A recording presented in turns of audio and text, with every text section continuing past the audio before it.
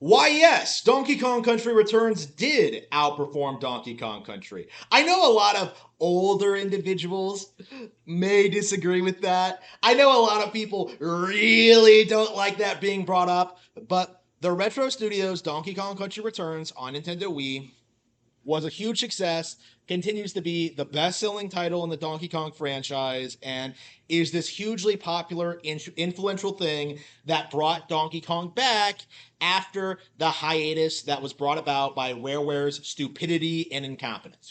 That's what actually happened. Donkey Kong never really went anywhere. A decade gap between releases is functionally nothing. It's not even as severe as the gap we got between 2D Metroid releases, right? So the idea that some individuals have had that Retro Studios their take on Donkey Kong was unpopular, unsuccessful, didn't go anywhere, was this hugely controversial thing. Not true. If anything, these are examples of universally beloved Nintendo games. The most popular 2D Nintendo games in recent memory. And in an era where pretty much every 2D Nintendo game is disparaged for being cheap, lazy, and a knockoff. Even Super Mario Bros. Wonder was like that.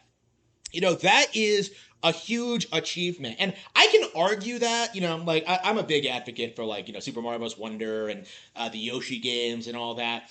But the long and short of it is Donkey Kong Country Returns and Donkey Kong Country Tropical Freeze are huge success stories and a testament to just how far ahead Nintendo is to the rest of the industry, where they can put out a game like this and have it be so successful and so influential even a decade later. Okay, let's just spell this out very clear that I like Donkey Kong Country Returns. I like Donkey Kong Country Tropical Freeze. I like the original Donkey Kong Country trilogy, but there are a number of aged, long-haired, boomer, Christian, just hipster, rage-filled individuals on the internet, Razorfist, who insist, compulsively, that Rareware Donkey Kong had to be better because, that was the one that I grew up with. Well, hey, dipshit. I grew up with that series too. Okay, Donkey Kong Country 1 and 2 are some of my favorite games ever. Right, Donkey Kong Country is number 5 on my list of top 10 games ever. I love Donkey Kong Country. Huge formative game for me. But at the same time, you do have to acknowledge that the game is outdated. It's not all that long. It was carried entirely by its visuals and its presentation, which were cutting edge at the time and are still impressive today, but pales in comparison to modern games. And that's kind of my feeling on this. Seeing people like Razorfist insist that older games were better just because this really is the Donkey Kong equivalent of saying Super Mario Bros. 3 is better than everything that came out after. Mario World, Mario 64, Sunshine, Galaxy, Galaxy 2, 3D Land, 3D World, New Super Mario Bros. U, Super Mario Bros. 1. Right? There is this very obsessive NES boomer mindset that Super Mario Bros. 3 is this untouchable masterpiece that has never been topped. And in certain respects, that is true. But at the same time, does that diminish the impact and the legacy of all of the follow-ups of games like Super Mario World, of games like Super Mario Land 1 and 2, like Super Mario 64, Galaxy, the answer is no. And this is absolutely a mindset that Razorfist and other older content creators really need to get past, is this idea that old thing is better just because I grew up with it. That's the mindset behind the worship of the DKC trilogy, especially his bizarre fixation in pretending that DKC 3 is anything other than a travesty by series standards. Obviously, DKC 3 is a perfectly reasonable platformer and it's not completely terrible, and it's still better than 90% of games on the Super Nintendo library, but it's definitely worse than pretty much every other Donkey Kong game I can think of. Worse than Jungle Beat, worse than Bonanza, worse than just Donkey Kong 64, definitely worse than the worst two, and definitely worse than the Retro Studios games, right? There is no there is no denying the fact that Retro Studios take the duology really advanced the character, modernized it, and really presented it to a new audience on Nintendo Wii. And like Razor's insistence that the Super Nintendo game was somehow more popular or more influential. It just feels as if like it's just tone deaf as to like what the brand has been doing for the past 25 years ever since the Rareware era ended is that it has been growing, it has been evolving, and it has not been stagnant. The brand is not stuck in the 90s the way that Razor seems to be. There have been games that have outsold the original Donkey Kong Country at this point.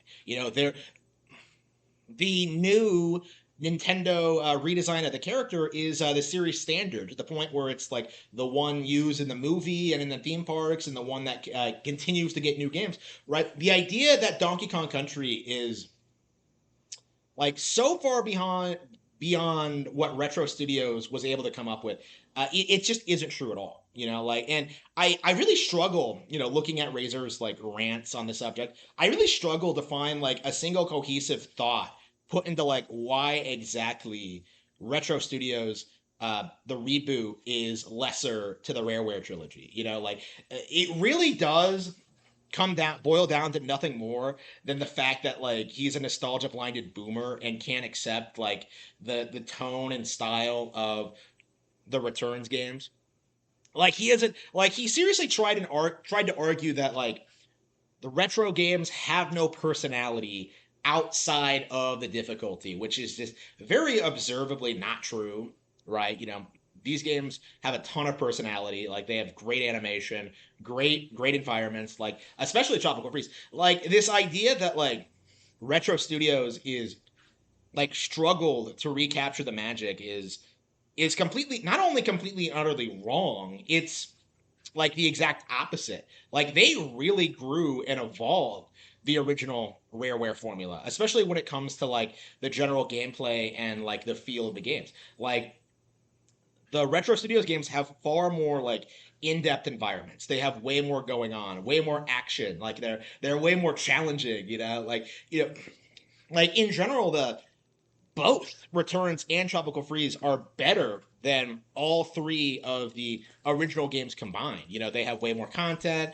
There's way more to do in them. Collectibles, like there's like more hidden content, better level design in general, better mechanics. Like the list goes on and on. Like I remember, being a hardcore fan of Donkey Kong Country back in the day. I remember being shocked at how much better Donkey Kong Country Returns was when I played it for the first time. It's one of those things that like I never thought would happen, growing up and like seeing Donkey Kong like just kind of not get a ton of like big new games. Like I really thought that Donkey Kong was on the way out forever after the Rareware acquisition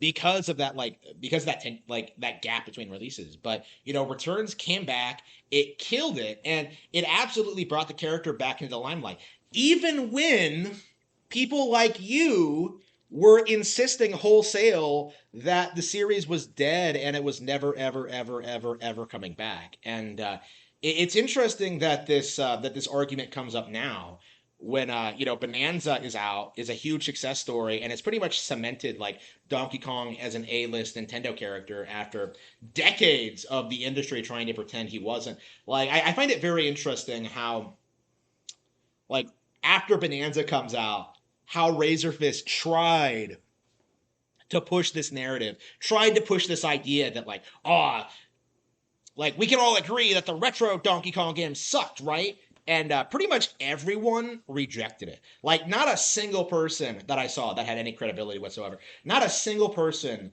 agreed with him on this take. Because it really was that terrible. It really was, like, one of the biggest, like, L takes I think I've seen this year. I don't think I've seen a worse take from any YouTuber, like, all year long. I think Dark Side Phil has more credibility when he talks about, like, the shortcomings of Bonanza than you do. Actually, I think Darkside Phil plays Donkey Kong Bonanza better than Razorfist. Actually, I saw your live stream. I know you can't play games. So, with that being said, like, why are you so adamant? Like, why are you so determined to try and like preserve Rareware's legacy? Because the reality is that company's been dead for 25 years. They are not coming back, and there's just nothing you can do to change that fact.